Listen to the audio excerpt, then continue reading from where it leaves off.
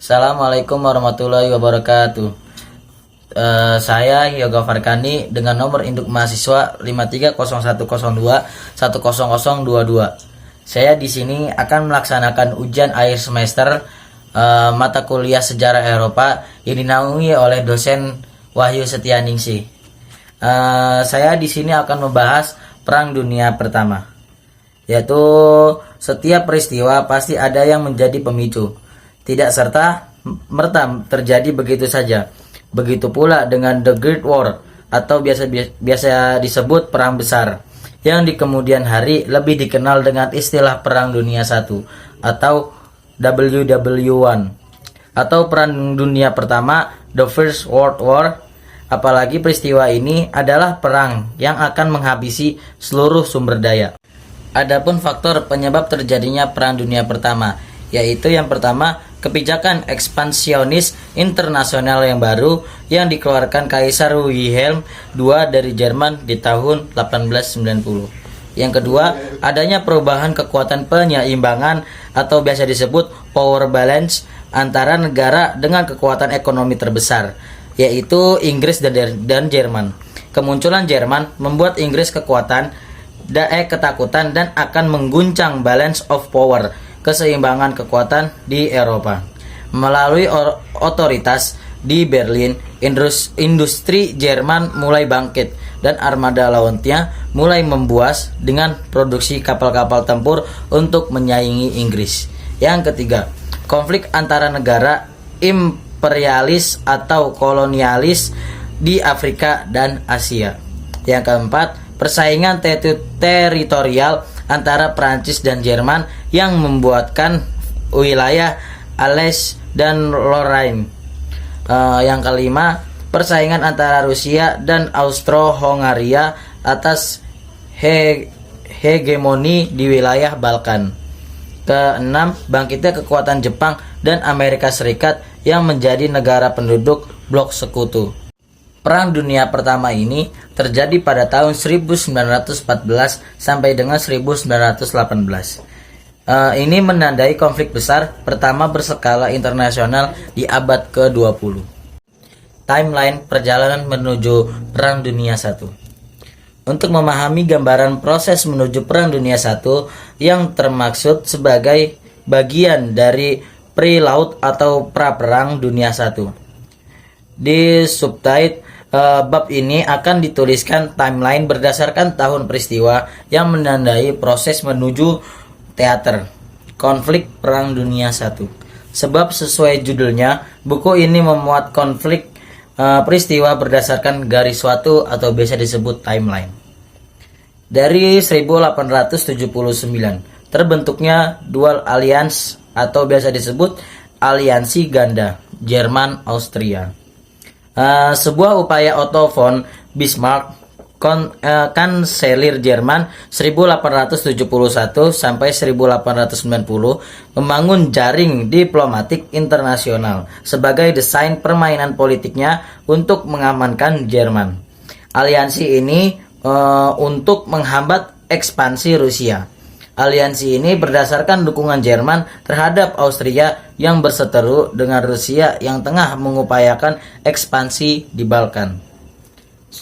Selanjutnya 1882. Di sini terbentuknya Triple Alliance, aliansi 3. Jaringan diplomatik Otto von Bismarck yang elemen kuncinya terletak di Triple Alliance yang menghubungkan Jerman, Austro-Hungaria, dan Italia. Tujuan utama aliansi ini adalah untuk terus mengisolasi Prancis yang dikalahkan Konfederasi Jerman Utara atau biasa disebut Kerajaan Prusia pada tahun 1870 dalam seri perang Franco-Prusia. Kesediaan Italia bergabung karena ambisinya atas Mediterania dan Afrika yang dikonfrontasi Prancis. Selanjutnya 1887. Perjanjian reasuransi antara Jerman dan Rusia, di mana keduanya berjanji akan bersikap netral jika salah satu terlibat perang dengan salah satu great power Eropa. Inggris, Prancis 1888. Kehadirannya di atas singgasana pada tahun 1888 telah mengubah situasi politik internasional secara dramatis setelah ia memecat Otto von Bismarck di tahun 1890. Jerman meluncurkan kebijakan internasional yang baru. Hal ini terjadi bukan karena sang kaisar tergolong manusia haus darah yang selalu menginginkan perang, namun lebih pada sikap inferioritasnya terhadap kekuasaan Inggris di kawasan kontinental sebagai penyangga balance of power di Eropa. Kaisar Wilhelm II ingin meneruskan kebijakan pendahulunya untuk menjadi Jerman sebagai raksasa ekonomi, militer dan maritim di kawasan kontinental Eropa, sehingga ia harus berani membuat kebijakan politik. Ya, ini suatu kebijakan yang lebih ambisius dan lebih agresif dibandingkan kebijakan buatan Kanselir Bismarck yang pada akhirnya memicu reaksi defensif lebih cepat dari negara lain yang sebelumnya merasa terancam oleh kehadiran Jerman sebagai kekuatan baru atau biasa disebut New Power di Eropa kontinental, yaitu Inggris. 1890, Jerman menolak memperbarui perjanjian reasuransi. Kaisar Wilhelm II menolak memperbarui perjanjian reasuransi setelah memecat Bismarck. Ini dipandang sebagai blunder dalam diplomasi. Kesalahan fatal ini pun membuat Jerman gagal mengisolasi Prancis yang beraliansi dengan Rusia setelahnya.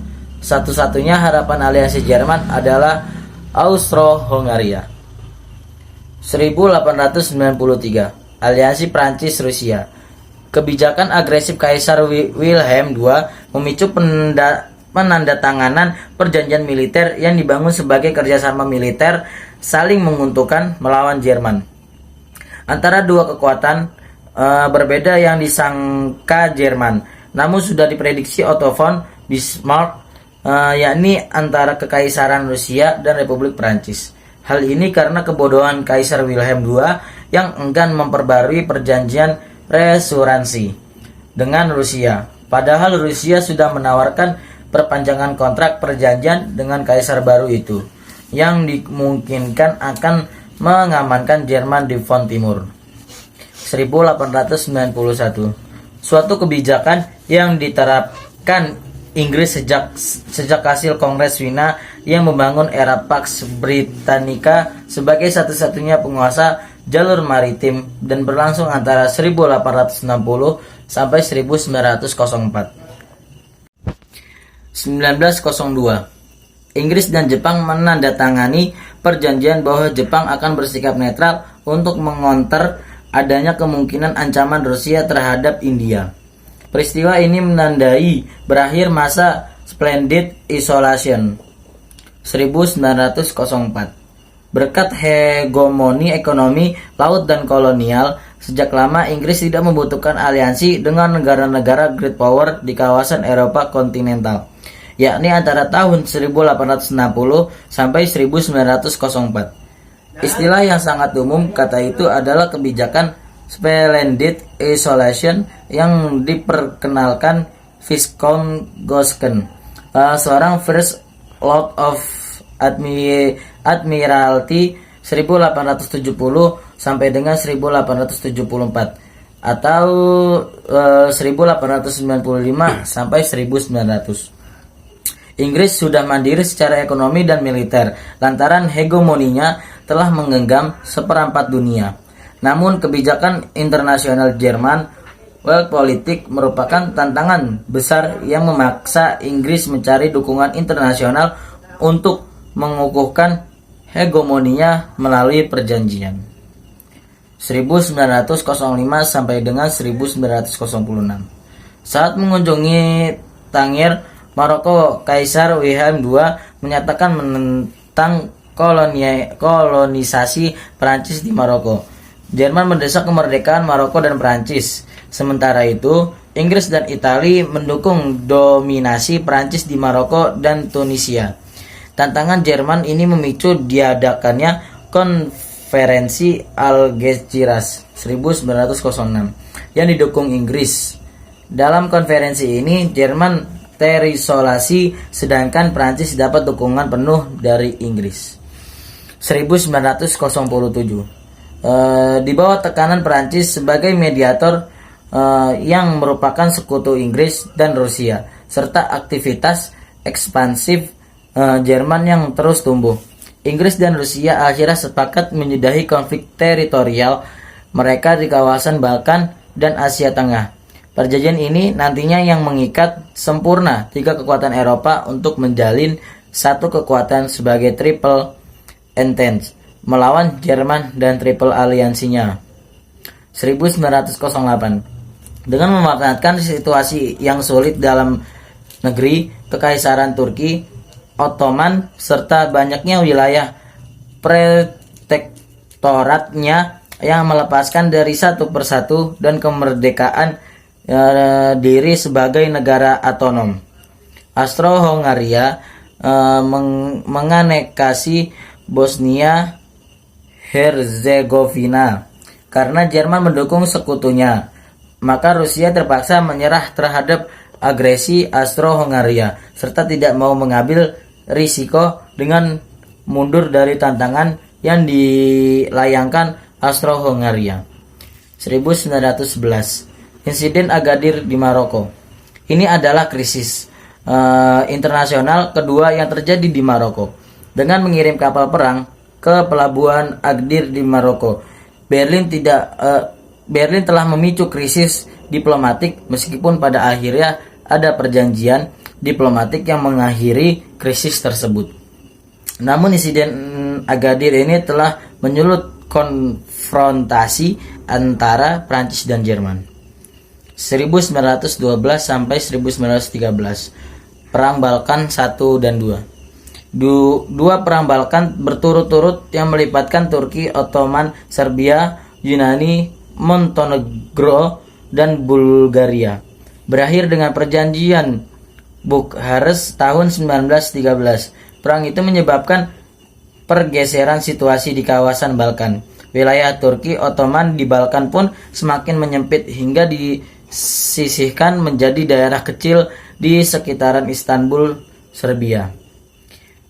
Bangsa Slavia di wilayah Kekaisaran Austro-Hongaria dilebur sebagai negara utama bangsa Slavia di kawasan itu.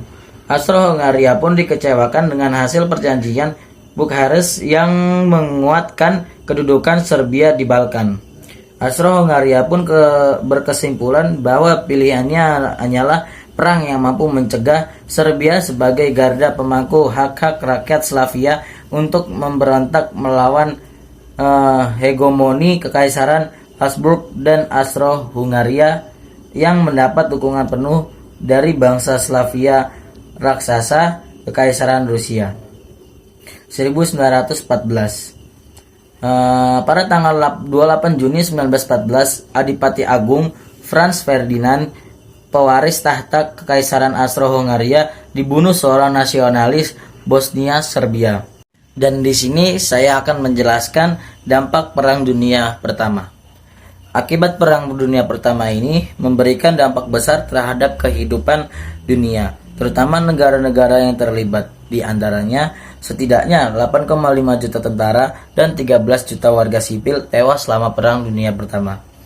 Yang kedua, munculnya senjata kimia seperti gas mustard dan fosgen. Teknologi baru seperti tank dan pesawat terbang. Yang ketiga, terjadinya pandemi flu Spanyol akibat pergerakan tentara dan pengungsi. Yang keempat, utang yang menumpuk akibat biaya perang. Dan yang terakhir, kemiskinan. Sekian dari saya, kurang lebihnya mohon maaf. Wassalamualaikum warahmatullahi wabarakatuh.